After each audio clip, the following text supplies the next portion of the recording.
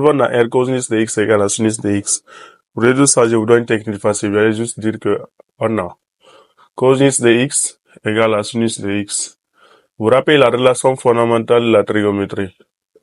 Et là, je vais dire relation fondamentale de la trigonométrie. Cosinus au carré de x plus sinus au carré de x égale à 1.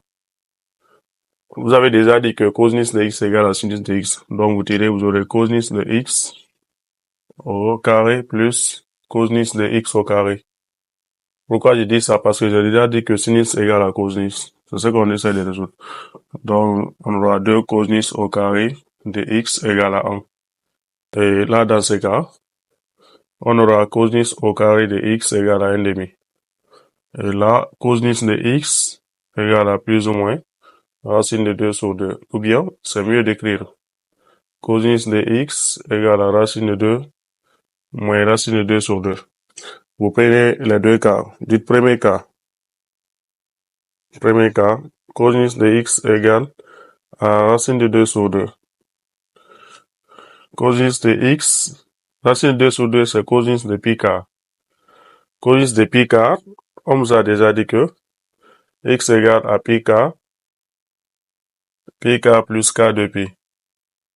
D'une part aussi, où x égale à moins pi quart plus k de pi, où k est l'élément de z. Maintenant, on peut dire encore cosinus de x égale à moins racine de 2 sur 2. Si vous avez moins racine de 2 sur 2, dans ce cas, le cosinus est négatif. Si le cosinus est négatif, c'est dans le deuxième quadrant ou troisième quadrant. Je peux dire que c'est moins cosinus de pi quart. Et ce qu'elle a, je peux encore dire c'est cosinus de pi moins pi quart. Si je vais enlever le si moins. Et dans ce cas, j'aurai cosinus de 3 pi quart. On aura cosinus de x égale à cosinus de 3 pi quart. Cosinus de 3 pi quart, on va essayer de résoudre ça. Ça serait que x égale à 3 pi quart plus k de pi.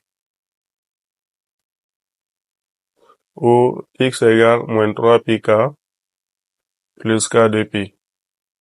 K élément de z. Maintenant, on désigne ici par S l'ensemble de solution. Nous allons dire que c'est pi quart plus k de pi. Il y a aussi moins 3 pi quart plus k de pi. Il y a aussi pi quart plus k de pi.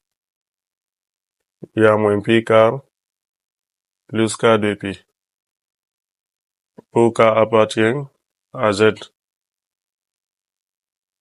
Où k appartient à z. Voici donc l'ensemble de solution de l'équation. Merci.